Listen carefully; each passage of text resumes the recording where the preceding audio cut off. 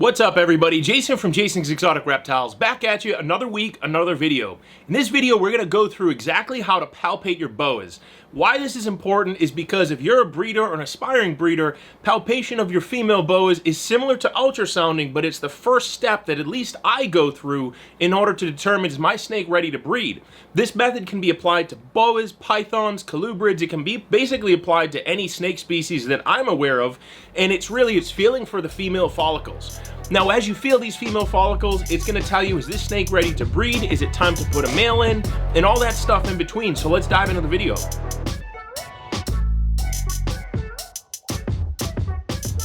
Before we jump into actually showing examples of palpation, I want to kind of describe what palpation is. So throughout the course of the year, your female snakes, whether they're boas or pythons, this can be ball pythons, reticulated pythons, boa constrictors, rainbow boas, it doesn't matter, Demurrell's boas, they're all the same and the method's always the same. I don't know if this works for venomous. I wouldn't try it unless you have experience with that. This is, for the purpose of this video, it's going to be boas, pythons, colubrids, things like that. Non-venomous, stuff that if you get bit, you're not going to die. So as you're going through the season, your temperatures are going up, they're going down, at least if you're following what I do, and I have videos on that, but they're going up, they're going down, and your females are doing different things inside them. Internally, they're building follicles, no different than humans. A follicle is essentially an ovary, and as the females are ready, the follicles grow, and then the males can produce and fertilize, and then they go into an ovulation. So why this is important is because if you put your male in too soon, then there's going to be no action. If you put your male in too late, the female's going to absorb those follicles. And a lot of people try to rely on an ultrasound. Say, I'm just going to buy an ultrasound. That's great, but if you don't know what a follicle is, you don't know how to feel for it, and you don't know how to use the ultrasound, you just bought a really expensive piece of equipment that you can't use and isn't going to help you. So I used this method, and I still use this method way before I ever had access or had an ultrasound myself.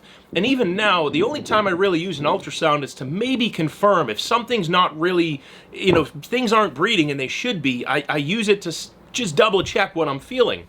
Now, it does take a little practice, and it's something that you're not going to get on the first time, but when you feel them, you feel them. It's just like trying to determine if a boa is male or female. Once you feel the hemipenes, you know that's what it was and that's what I felt. Same thing with boas.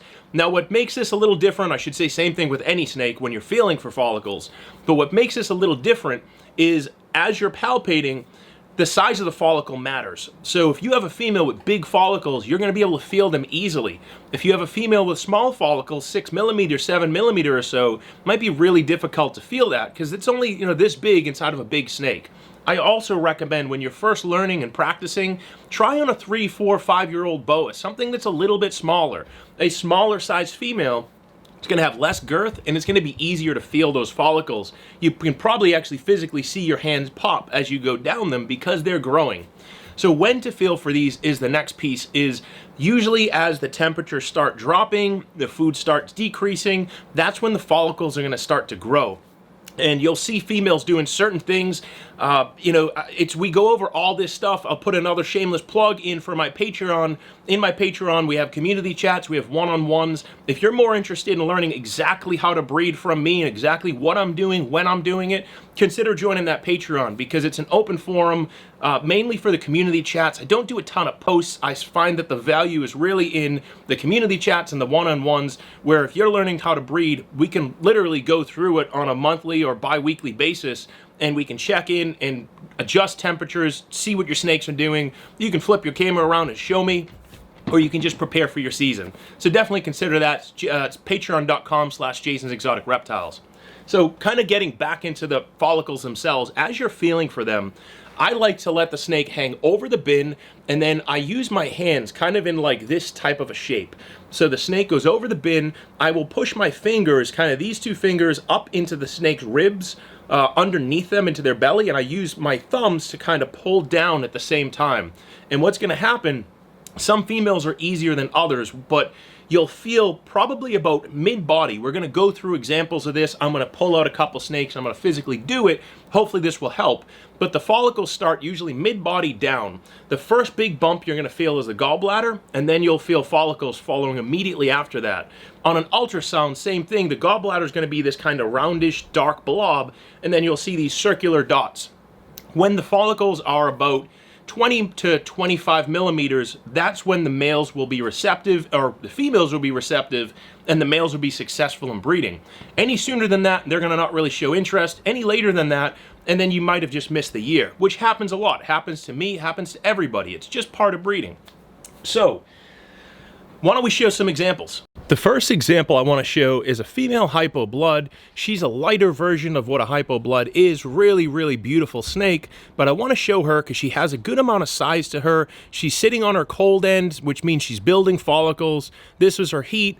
So is these boas up here, and this girl's kind of right in the middle. These are all Hypobloods, but I want to show this girl off because I think she is probably primed. What I'm also seeing is there's some mid-body swelling. So right where her head is, about 6 or 7 inches, you can look at the saddle markers. I can't point right now because I'm holding the camera, but about mid-body, you can kind of, at least I can in person, see a little bit of swelling, which tells me those are her follicles and she's starting to grow them. So let me go to the next step and actually palpate.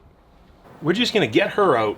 She's a pretty good girl, but you know, they do get a little semi-agitated sometimes, mainly because there's, you know, lack of food, heat's decreasing, they're just more uncomfortable. Let's look at this girl before I actually do it. So right here is kind of the total snake, and I hope the camera's picking up. I'm doing this by myself, but about mid-body, right here is where I'm gonna start palpating. I'm gonna hang her over the bin like this, I'm gonna let her crawl, and I'll pull down, and right there I'm feeling follicles starting right about here to here. So if I pull out the snake again, the boa, this is about where the swell is, and this is also where her follicles are, all right in this area. So I'll do that again, and I would recommend if you can do it on a smaller boa, it's easier. But again, start mid-body, I just felt the gallbladder, and I'm feeling a whole bunch of follicles. They're not super well defined, but she is a big snake, so I may not be able to feel them as easily. She definitely has them. And now this is where an ultrasound could come in, is if I wanted to confirm the size. On a big girl like this, I may want to confirm the size just to figure out exactly where they are, but at the same time, an ultrasound on a big snake, unless you have a really expensive one, doesn't work very well. So let's dive into another snake example. Maybe we'll just do the one right above her, and we'll see what we can do here. So this is another Hypoblood female. She, I don't think, is as large, but right over here, from where my hands are where the follicles are going to be. I'm going to put her on the bin.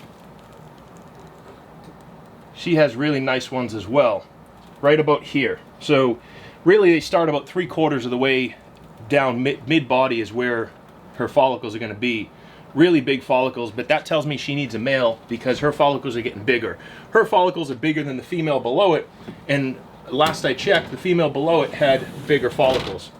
We're going to do one more while we're here, and this is a beautiful T-positive girl. She actually lays babies for me every year, and I've noticed her that she was sitting on the cool end, and she does have this really good swelling, again, mid-body right about here. So that tells me she probably is growing or has some decent-sized follicles.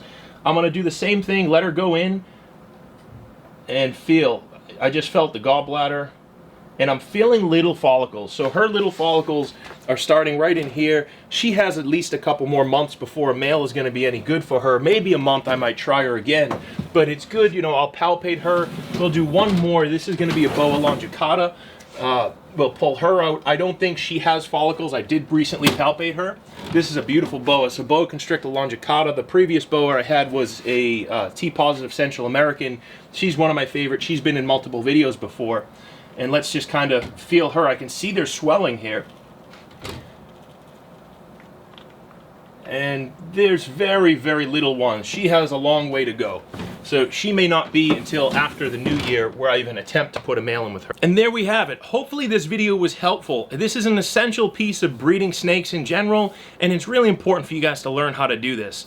If you don't know, practice will make perfect. See if you can find a friend that you can go over and you can kind of work with them, see if they feel something different than you don't, and just kind of going back and forth. Now also be careful. Do not push too hard. That can hurt the females. I should have probably mentioned that in the start of this video. And do not do this with pregnant females, because if you do this with a pregnant female and you pop a follicle, you're going to kill the female. So it's very important to only do this when you know what you're doing. And really, you should only be breeding if you're ready to do that. that. If you don't understand the snake anatomy and you don't understand the snakes, give it more time. There's no rush into jumping into this. You're going to spend a lot of time and a lot of money getting started, and there's really no reason to rush into it, other than you want to get your return back or you just want the excitement.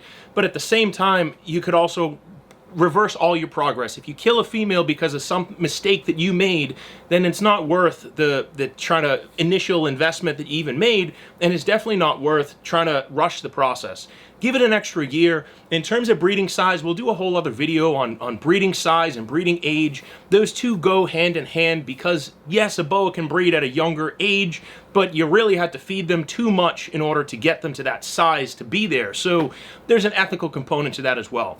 With all that said, guys, I appreciate it. If you're looking for some cool boas, I still have some beautiful stuff up. I have some awesome 2021 animals that have some great size on them. Check them out. They're priced right. They're ready to go and ready to fly to you. If you're looking for the Patreon, join the Patreon. Everything is www.jasonsexoticreptiles.com for animals, or patreon.com/jasonsexoticreptiles for Patreon, Instagram, Facebook, all that stuff. Just Google Jason's Exotic Reptiles and it shows up. And if you're looking for a specific YouTube topic, make sure that you just type in YouTube Jason's Exotic Reptiles breeding, feeding, whatever you want after that, and I probably have a video on it. If I don't, drop it in the comments and I'm happy to make it. So until next week, I appreciate you guys watching, subscribing, make sure to share and like, and let's keep it moving. Thanks, guys.